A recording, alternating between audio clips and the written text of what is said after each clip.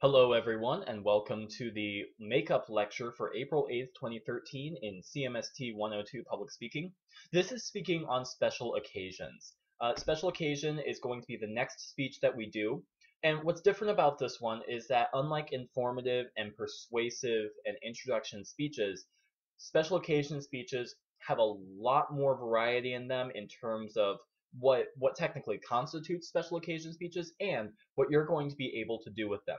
So I just want to summarize the chapter, help you understand the types, and really kind of break down exactly what I think you need to get out of for each of the different types of special occasion speeches. So let's begin. But first of all, I want to make clear there are, generally speaking, 4 goals for special occasion speeches. First of all, there is the possibility of remembering the past. We speak on occasions that are important to our past, to our history, to our culture, and it's all about remembering in some capacity. Similarly speaking, the same goes for honoring heroes. We honor the people that we are attached to, um, whether it be in a historical context or a current context. We honor people.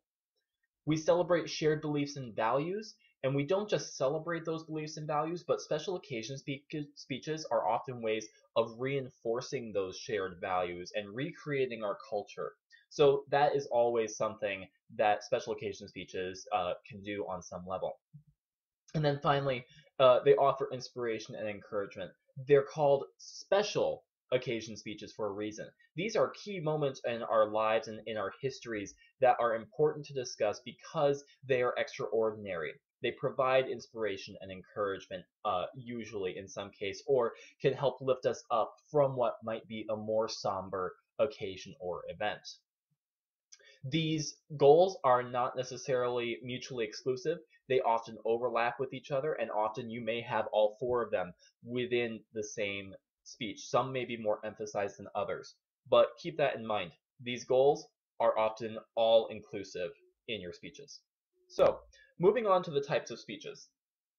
The first is a speech of introduction.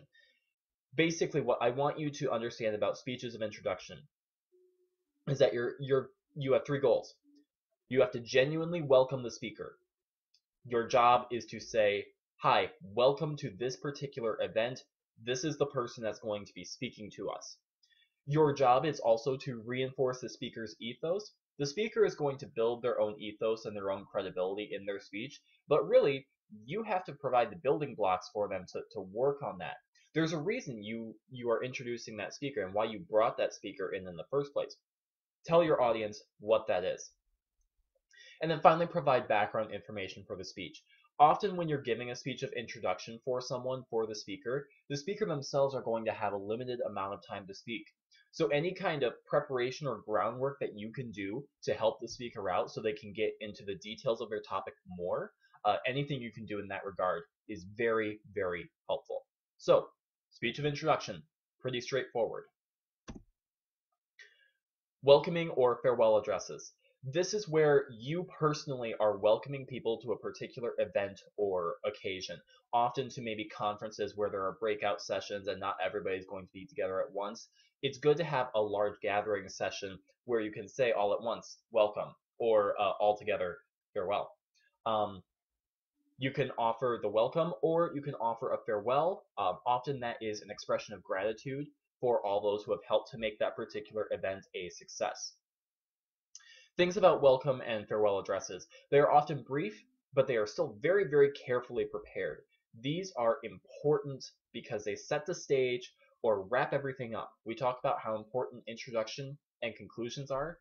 Think of events and occasions as speeches, and welcome and farewell addresses are the introduction and conclusion to those broad occasions. So they're very, very important. But that's welcoming and farewell addresses. Speech of presentation. This is where you are going to be presenting some kind of award, honor, or something along those lines to someone. Now, what you want to do with these presentation speeches is you need to introduce yourself. There has to be some reason that you are the one presenting that award, okay? So this deals with some of your credibility or the reasons why you are speaking on a topic. So keep that in mind. That's how you would introduce yourself. Who you are, why you are the one presenting the award. Introduce your purpose. So you're going to be explaining why you're standing up there. You're there to present an award, of course, but tell us more about the award. Tell us about the what this event or what this presentation really means to you as a presenter. What's your history with it? And that kind of starts tying into introducing the award itself. Give us some history of the award. How was the award created? How did it come to be? Is it recent? Is it historical? How do you win said award? What's the qualification process? Is there any kind of application process you have to go through in order to earn this? Lots of different options that could happen with presentation speeches in terms of introducing the award. And then introducing the recipient. That's essentially going to be a short little, almost like a little mini introduction speech. You're going to introduce who it is that's winning the award, what they've done to win said award, and then finally introduce them and tell them to come on up to accept the award. Keep in mind, you don't have to introduce the name first. You can build suspense and curiosity and talk about the qualifications of the award. So if you were presenting an Oscar award or a Lifetime Achievement Award at the Academy Awards, you might discuss some of the filmography of a particular actor or actress. You might talk about some of the humanitarian work that they've done, their history in Hollywood, but all that time, you never announce who it is until the very end when you're ready to present the award.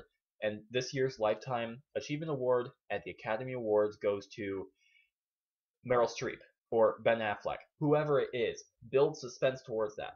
You don't have to go that route, absolutely, but that's one option for you to develop the interest in your speech. On the other end of that is the acceptance speech, the acceptance of an award. Your goal here is to convey gratitude and humility. Obviously you won this award. Everybody's acknowledging how fabulous and wonderful you are.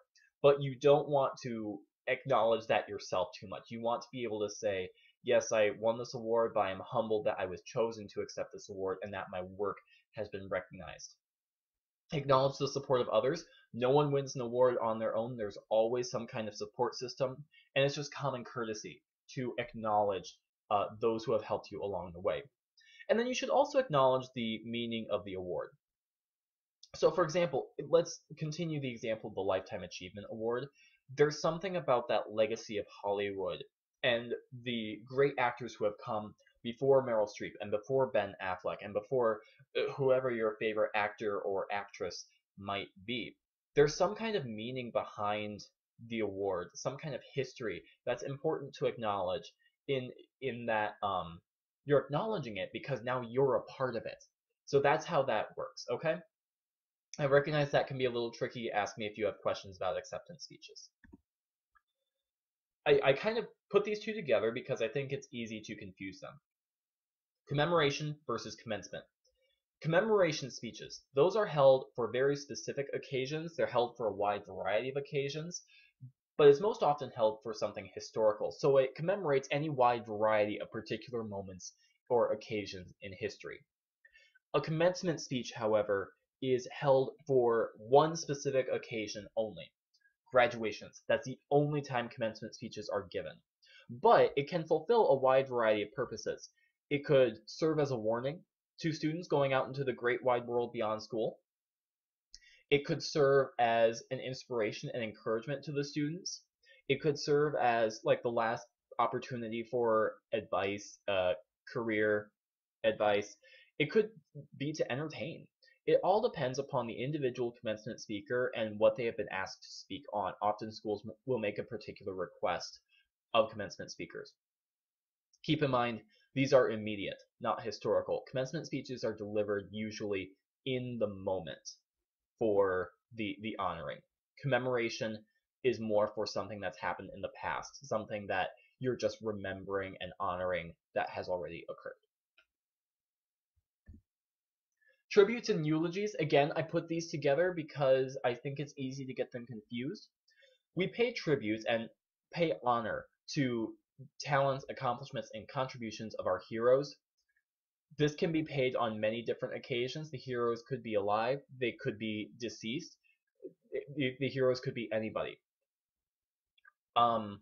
Eulogies, however, are offered only at funerals of the recently deceased. So this is kind of like the commemoration versus commencement distinction. Tributes are more often historical, I think, or discussing something that's occurred throughout a lifetime, whereas eulogies are dealing with more immediate events, and at funeral only.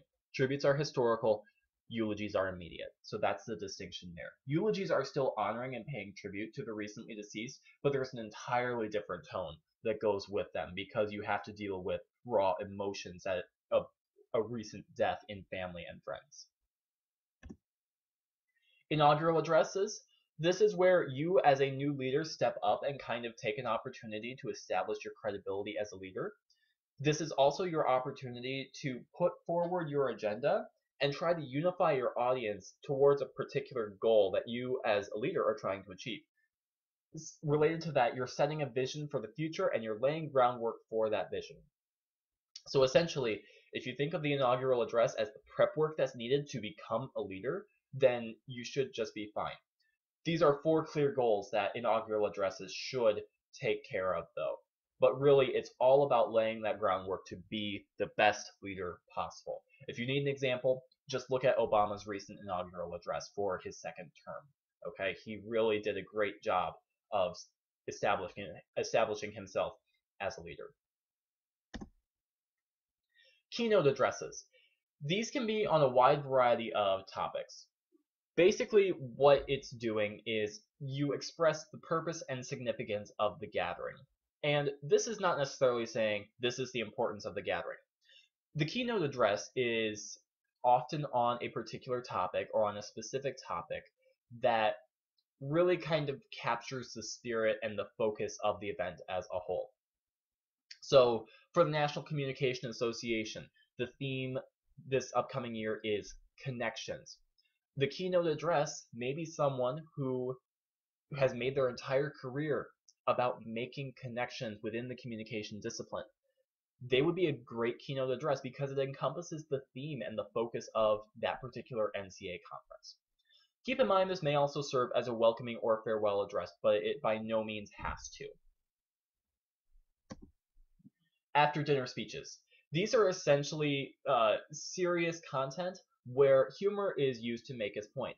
We saw the fantastically hilarious speech from Marlita Hill on the use of the N-word and how we can feel free to use it in an educational context. Basically, the purpose of it has often been to keep an audience's attention after a meal, but your goal is also to give your audience something to consider.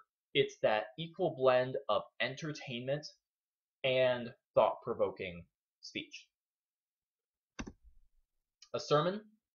Sermons celebrate and reaffirm an existing faith. Many of us have been to church, we've heard sermons. It's all about reinforcement. Beware, persuasion and ceremonial speaking is often blurred in this speech. Try to reaffirm what already exists rather than making a conversion out of someone, okay? Converting people is likely to actually turn them off. You're there to celebrate faith, not to build your faith or your congregation. My final thoughts on special occasion speeches. Be bold, be vivid, be you. Special occasion speeches, more than any other speech, is your opportunity to show off you, who you are, and what you stand for and your personality, and I want to see those in your special occasion speeches. I'm going to be assigning those on Wednesday when I return, so keep that in mind. But what I really want to emphasize is if you have any questions at all about this lecture, please feel free to contact me. I'll be in contact via email, so feel free to ask questions. But as you start to think about special occasion topics in the next lecture, this is your opportunity to shine. This is your opportunity to show me everything that you've learned, and it's your last chance to really show me who you are as an individual, okay? So, with that being said, I'm going to move on to the next lecture. Thank you for listening, and hopefully you found this lecture to be informative for you.